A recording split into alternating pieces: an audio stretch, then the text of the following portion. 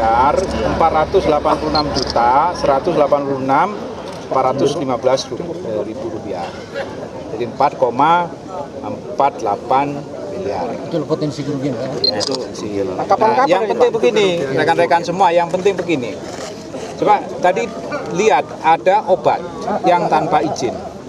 Ini penting karena kalau obat itu sampai palsu, maka ini kan merugikan dua kali.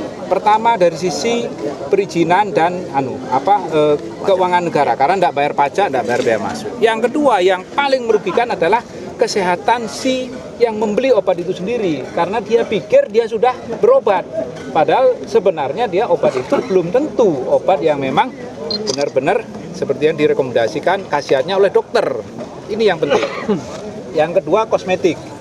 Kenapa kosmetik juga penting? Karena kalau kosmetik itu kualitasnya rendah atau mengandung bahan-bahan beracun, ya, ini tentunya akan membahayakan konsumen. Inilah bentuk perlindungan kepada masyarakat, gitu ya. Jadi ini tidak hanya terkait dengan masalah fiskalnya saja, tetapi juga terkait dengan masalah perlindungan ke konsumen kepada masyarakat, ya. Tanggapan kapan ini, Pak? Ini ada yang tangkapan 2015, 2014, dan sebelumnya itu merupakan kasus yang sudah kita lakukan proses hukum sejak 2013 dan sekarang sudah ingkrah. Nanti Pak Yusni. Orang, Pak, yang tanggapan. Ini ada kemarin Pak Safrudin, Pak Sarifudin. Tersangkanya berapa, Pak? Satu orang. Untuk miras, Pak. Untuk yang miras ya, Siamangunso. Berapa atau miras itu? Ini nanti press conference-nya tolong langsung di ini ya. Jadi ini dia nih, saya bacakan ya. Jadi untuk miras itu ada 19.065 botol ditambah 4.225 kaleng. Jadi 19.065 botol ditambah 4.224 kaleng. Ya. Dan tadi udah kita lindas tadi. Dari negara mana aja tuh, Pak? Tes aja, Pak. Ini yang sudah inkrah satu orang. Ya. Jadi yang belum, Pak? Nanti tanya sama Pak Kan. Belum, satu lagi Pak Dirjen. Nama-namanya, Pak? Pak Dirjen. Pak Dirjen. Satu lagi, ini tadi ada berapa, di tahun berapa? Ada tiga tahun untuk Korea. Ya, 2013 yang sudah dimulai proses hukumnya, sekarang sudah inkrah. Ya. Ada yang penindakan 2015. Asalnya, Pak, dari mana, Pak? Pak, ini Pak, nanya Pak, ada di berapa titik dari hasil tangkapannya? Pak Kanwil?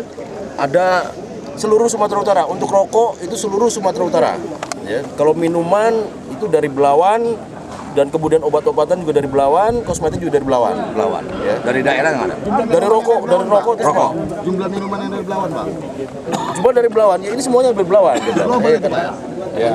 Ini ada Pak, nanti di Nanti ini ya. ada di ini. Pak Dirjen, baru-baru ini Pak Presiden minta supaya barang impor ilegal ditertibkan. Ya. Apa langkah yang Bapak ambil sudah? Jadi ada dua langkah. Pertama adalah penertiban secara fisik. Penertiban secara fisik, ya ini tadi contohnya.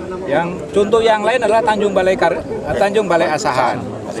Itu Teluk Nibung, itu kan mereka menyelundup pakaian bekas. Nah, sekarang sudah kita lakukan penindakan kerjasama sama aparat penegak hukum yang lain. Kita koordinasi sama Angkatan Laut, sama kepolisian, Angkatan Darat. Itu semua bentuk daripada perlindungan kita kepada yang penyelundupan fisik. Nah, penyelundupan atau pelanggaran dokumen administrasi, caranya ya kita harganya yang kalau memang dia kurang kita sesuaikan sesuai dengan harga yang sebenarnya, sehingga nanti kepadanya akan dilakukan penambahan dan denda, ya. Pak, dalam aksi pencegahan ini, Pak, sering kita melihat kalau cukongnya tidak pernah dijerat hukum. Seperti apa, Pak, tanggapannya? Nah, ini nanti gini, semua melalui proses hukum. Jadi kita tidak pernah memilah-milah ini mau sampai atau enggak. Selama ada bukti-bukti hukumnya, kita akan terus ya, sampai kepada semua yang terlibat kita lakukan penindakan. Ya.